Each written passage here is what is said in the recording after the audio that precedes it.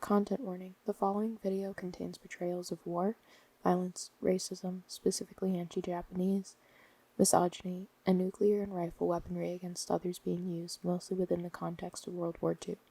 Please be advised that if any of these might be triggering for you, along with other topics such as anti-Semitism that may come up while talking about the war, it may be best to click off the video.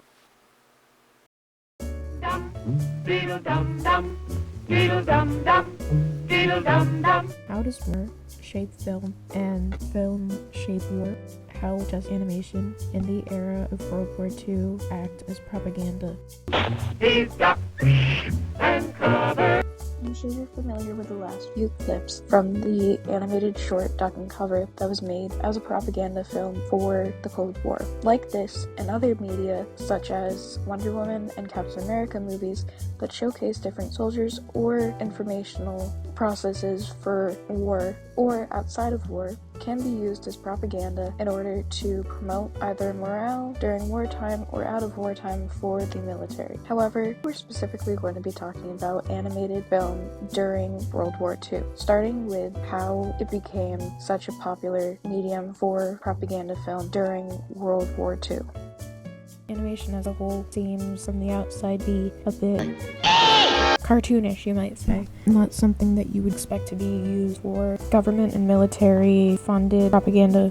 Well, it's exactly that. The cartoons at the time were so fun and lively and entertaining that the propaganda works so well. You have these characters that you recognize and you love, like Donald Duck and Bugs Bunny and Daffy Duck, going on these heroic, awesome action-adventure missions that the US military is doing overseas. And you see them, and then also Snafu, who is this new character voiced by the same guy who voices Bugs Bunny. And you show him to soldiers that need that morale, and you show them, hey, look, this guy is so dumb, he's not doing what he's supposed to be doing, you guys should be doing this. You're showing them exactly what to do, and you make the silly jokes of, you don't want to be like him. Don't end up like Snafu. You don't want to be the entertainment or the butt of the joke. So even in the episode where they talk about malaria, you have him quite literally as the butt of the joke, where the mosquito dips itself in malaria and is trying to hit his butt for giving him the disease, which he's left unprotected when he goes and looks up at his wife. And you have this joke of, oh, he's so crazy about this woman. He's not paying attention to his surroundings and he's not protecting himself. And they're being used throughout, and you have all these like cartoonish little things. Also, you don't want to spend too much money, which is another thing that is brought up in The Best Days of Our Lives, where the soldiers are worried about their future. You have Snafu in the heyday as he spends more and more on the souvenirs instead of saving it all in savings account or putting it towards his future. So you have all these things in like Snafu, which it was specifically for the soldiers.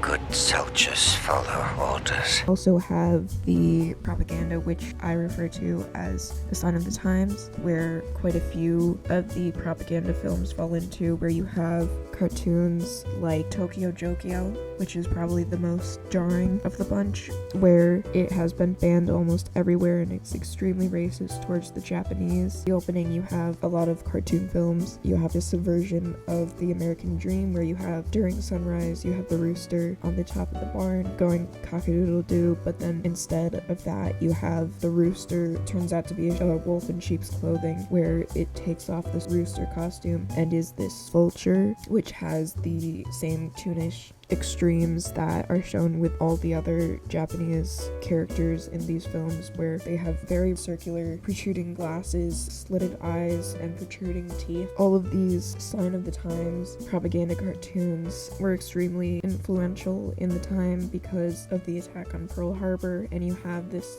dehumanization, like the crooked, long nose and greedy looking characters that you would see in Nazi propaganda, instead for the racist stereotypes of Japanese people, to make them seem just this evil character, sort of monster that is dehumanized.